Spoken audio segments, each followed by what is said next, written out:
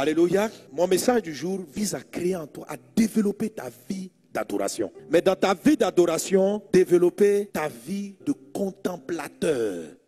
Quelqu'un ne peut pas avoir les très bonnes connexions de Dieu dans sa vie s'il ne contemple pas. Tu peux adorer d'une autre manière. Tu peux faire des combats spirituels. Vous savez, toutes les prières sont utiles dans la vie spirituelle. La Bible dit, faites en tout temps par l'Esprit toutes sortes de prières. Mais lorsqu'il s'agit de rencontrer les bonnes personnes, le mode de prière, ou particulièrement le type d'adoration qui sied, c'est de la contemplation. Il y a vraiment contemplation. Donc tu dois développer la vie de contemplation. C'est une vie que tu dois développer même sans attendre une bonne connexion. Tu dois développer tout le temps. Contempler, ça signifie regarder avec admiration une chose. C'est-à-dire que tu regardes et puis tu dis, waouh, c'est trop beau. Regarde le bâtiment là, il est beau. Tu es en train de le contempler. Contempler, c'est ça. Alléluia. Dieu dit, il n'est pas bon, Genèse 2:18, il n'est pas bon que l'homme soit seul. Je lui ferai une aide semblable. Donc, la femme de Adam lui ressemble. Ça veut dire que tu attires quelque chose à quoi tu ressembles. Selon os de mes os, ça dit ton être intérieur et puis les choses extérieures. Amen.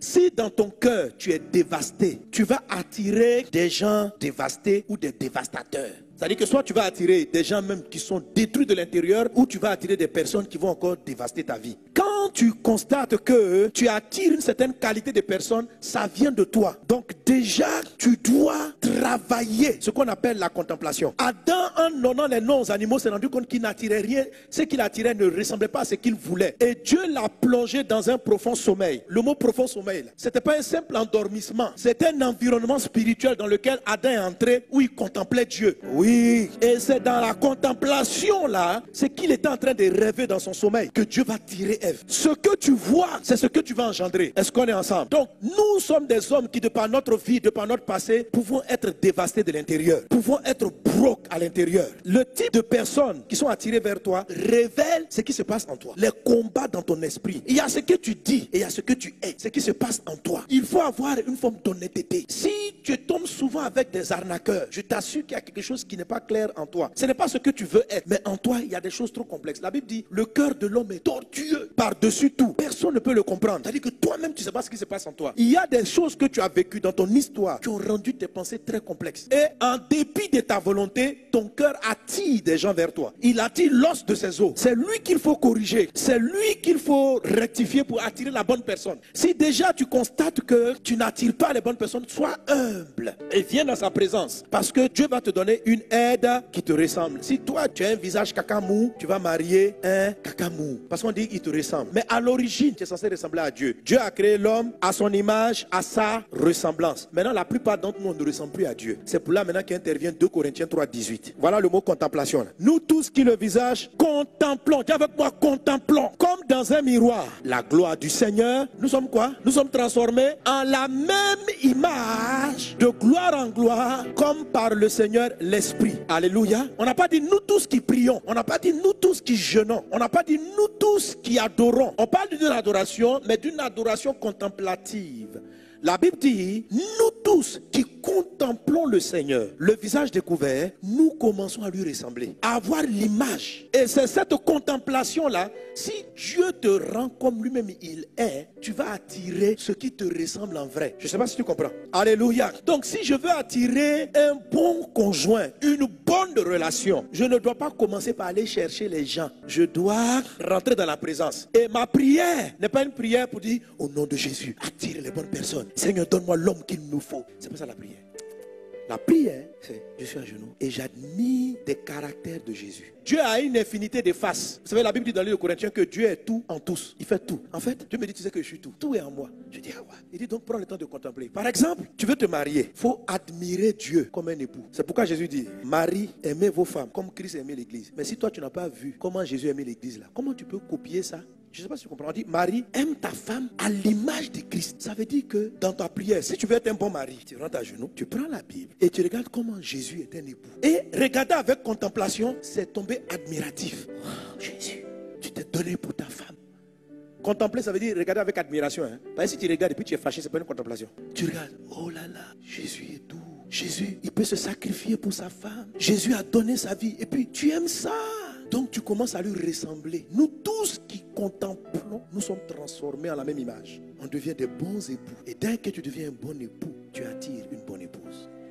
Si tu ne contemples pas Jésus, le bon époux, tu deviens un potentiel mauvais époux. Et tu vas attirer os des os, donc une mauvaise épouse, en fonction de ce que tu es. Luc 6, 12, il dit, en ce temps-là, Jésus se rendit sur la montagne pour prier. Il passa toute la nuit à prier. Verset 13, quand le jour parut, il appela ses disciples et il en choisit 12, auxquels il donna le nom des apôtres. Donc, pour pouvoir choisir ses meilleurs collaborateurs, Jésus n'a pas commencé par leur dire, je vous observe, je vois qui est bon. Il est parti rester avec le Père. Il est resté avec lui. Et quand il est sorti, il a pu discerner qui étaient les bons. Alléluia. Si tu veux être une bonne femme, comment tu dois regarder Dieu? On dit, femme, soyez soumise à votre mari comme au...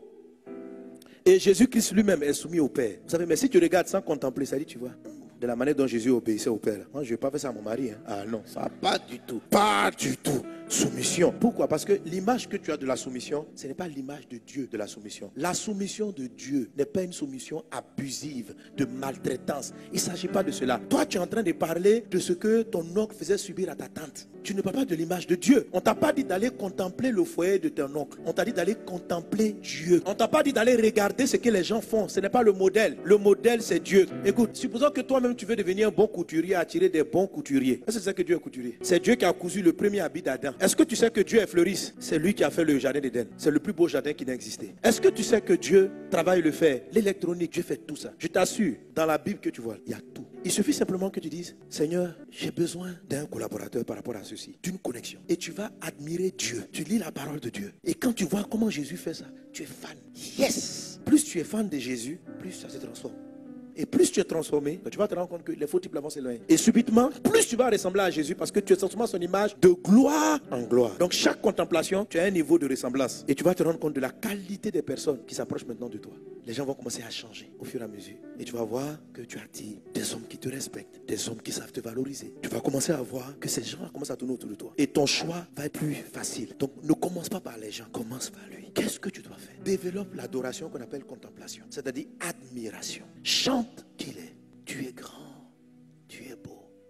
Et tu chantes avec ça. Tu rentres en prière avec ça. Écoutez, quand je vais être transformé en homme miraculeux, je m'apprête à aller faire une croisade. Vous savez ce que je fais? J'ouvre ma Bible, je mets un audio et puis je fais passer Jésus en train de faire des miracles. Je vois le miraculeux, je le vois. Et plus j'observe ça, plus j'entends ces choses dans mon oreille, plus l'onction du miracle augmente en moi. Quand je vais enseigner, je m'en vais écouter Jésus l'enseignant. Et j'admire son art de l'enseignement. Je serai donc transformé en la même image de gloire en gloire. Alléluia. Si je veux améliorer mon leadership, je veux bien diriger. Je trouve que je ne dirige pas trop bien les gens. Je m'en vais contempler Jésus dans la façon dont il gérait son équipe. Je dis, waouh, ça c'est bien. Et Jésus changé. Tu ne fais même pas exprès. Mais ce que tu admires te transforme. Ton Dieu est tout.